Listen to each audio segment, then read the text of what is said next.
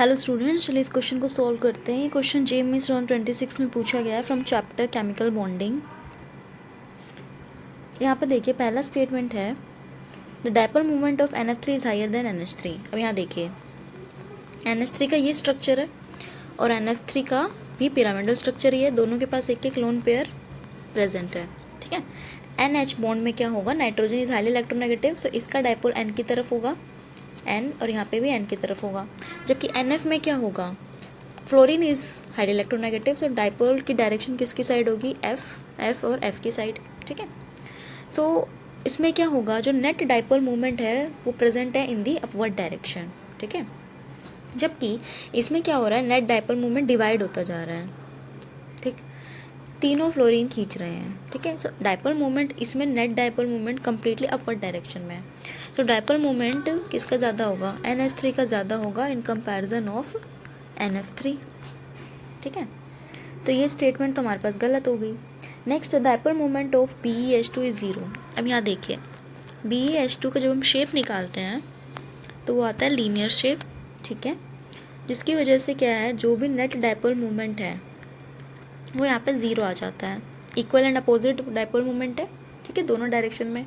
सो इसकी dipole movement 0 आएगी, तो यहाँ से ये स्टेटमेंट ठीक है। नेक्स्ट है the bond order of O2 negative and F2 are same, ठीक है।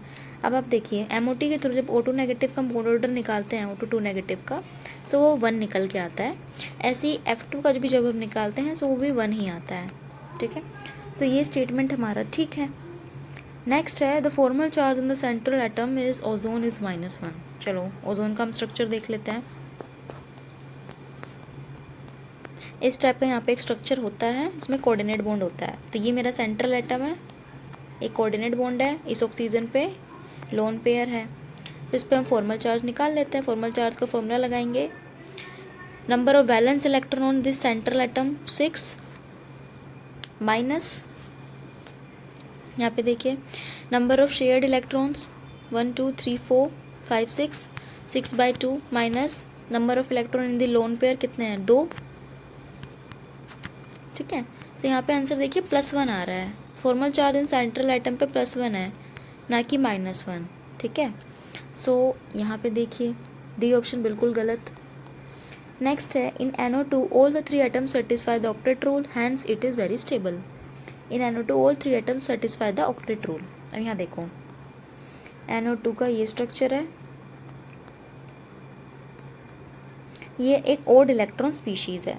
जो हम इसमें टोटल वैलेंस इलेक्ट्रॉन काउंट करेंगे, देखिए नाइट्रोजन पे वैलेंस इलेक्ट्रॉन 5, बाकी दोनों ऑक्सीजन पे वैलेंस इलेक्ट्रॉन, एक ऑक्सीजन पे 6, उस पर भी 6 × 2, तो ये 17 इलेक्ट्रॉन का स्पीशी है, ठीक है। 18 इलेक्ट्रॉन्स का स्पीशी नहीं है, ठीक है, ओड इलेक्ट्रॉन स्पीशी रहता है।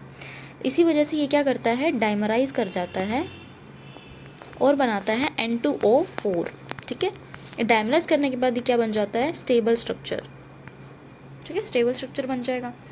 सो यहाँ पे ये स्टेटमेंट भी बिल्कुल गलत है। सो ओनली हमारा स्टेटमेंट कौन सा ठीक है, statement number B and C, ठीक है। हमारा करेक्ट ऑप्शन हो जाएगा ऑप्शन A। आई होप ये क्वेश्चन आपको अच्छे से समझ में आया। ऐसी डिटेल वीडियो सॉल्यूशंस के लिए चैनल को सब्सक्राइब करें।